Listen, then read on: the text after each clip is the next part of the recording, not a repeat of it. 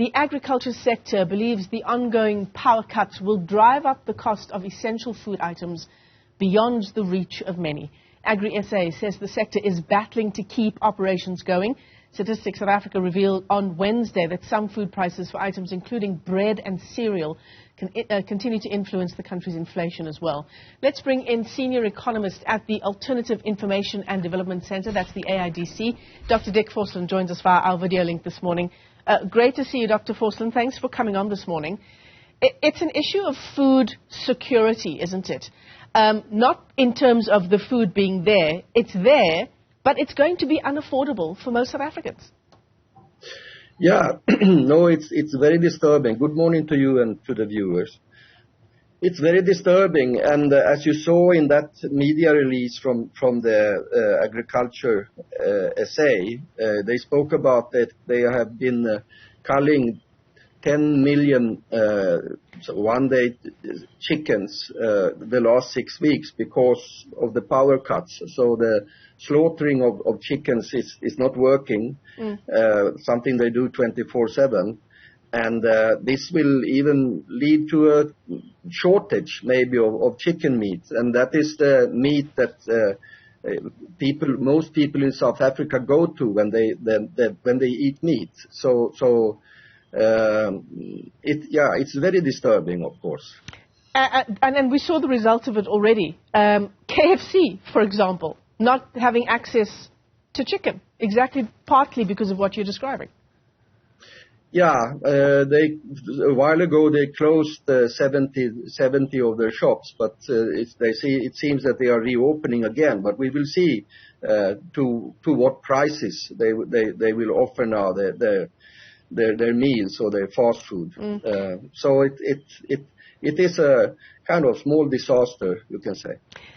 It's the issue around perishable produce, isn't it, Dr. Forslund? And when it comes to agriculture, the food chain and that refrigeration chain is of the utmost importance. Yes, it is. And I mean, even as individual households, we can also experience this. I don't know how you do, but in our households, and I guess in thousands of households, you can't really use or trust your freezer any longer if you have a power cut of 8 to 10 hours per day. And you have even to throw away food because you don't dare to eat it any longer because it's been it's not frozen any longer, so the waste of food is going on both in the households and in industries, in food industries. So what is the inevitable next step here, Dr. Forslund, in terms of consumer price inflation and what that's going to mean for people at the tills when it comes to just basic foodstuffs? Well, I mean, it puts the issue of a universal basic income grant on the table. There we know that Finance Minister Enoch Godongwana, he said that the 350 rand per month, it will be permanent. But as one can understand, this was introduced in March or April 2020, and the buying power of these 350 rand now, 2.5 years later, well, it represents something of between 250 and 280 rand in real buying power value. So it's absolutely sort of insufficient. And then, I mean, the idea of a universal basic income grant of, let's say, 1,500 rand per month is that everyone, even the president, is getting this, but that the middle class and rich households, affluent households, they will pay much more in taxes to do that. And then, of course, you have to have a complete shift in taxation policy, and you have to have the moral authority to do it also, to kind of reverse the tax cuts that South Africa had since 2003, 2004. Well, even before that.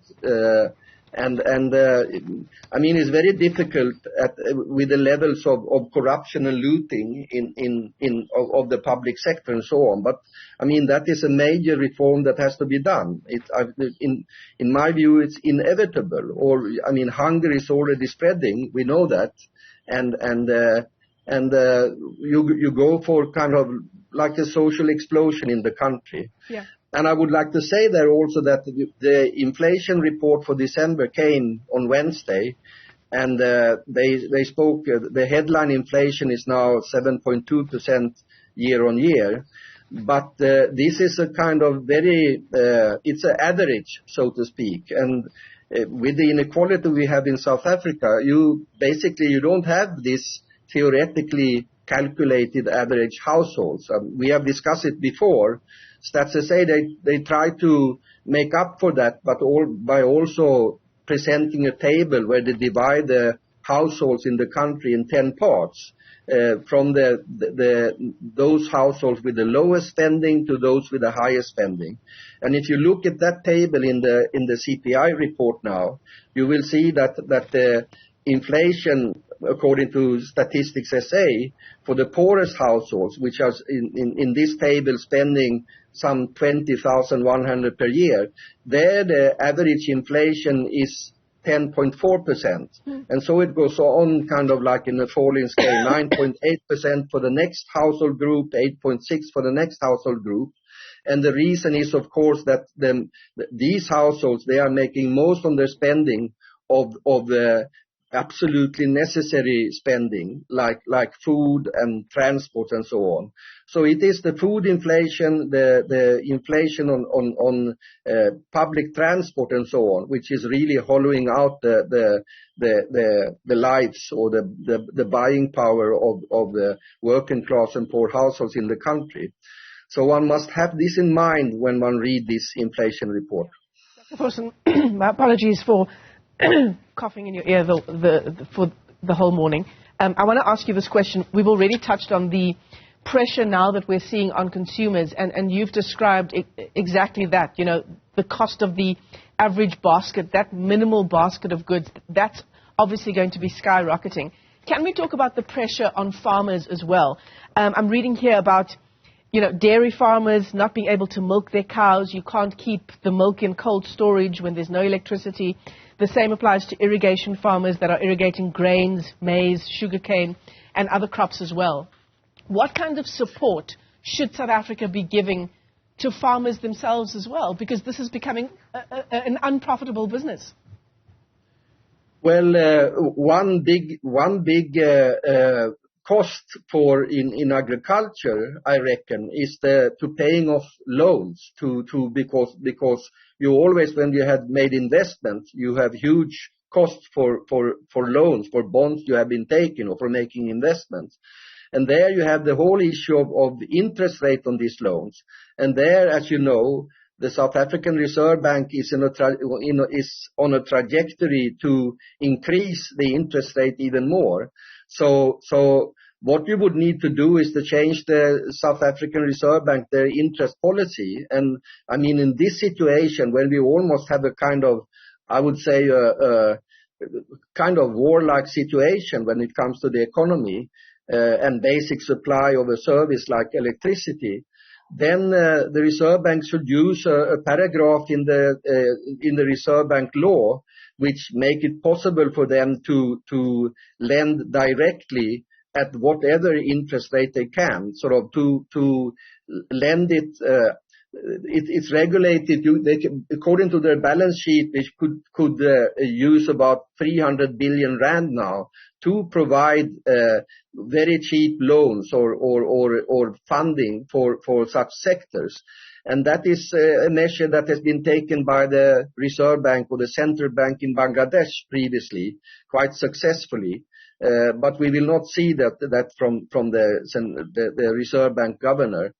He has other ideas about that. He's more on the trajectory or in the mentality of appeasing the financial industry in the financial market. But there are measures that could be taken, but that demands another type of state intervention policy.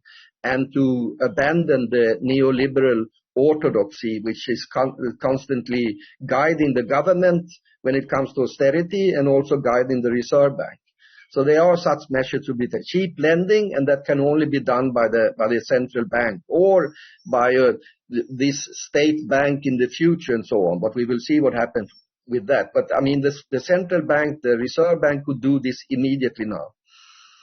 Senior economist with the AIDC, Dr. Dick Forslund, as always, a pleasure talking to you. Thanks so much for giving us that important perspective. So many pressures on consumers this morning.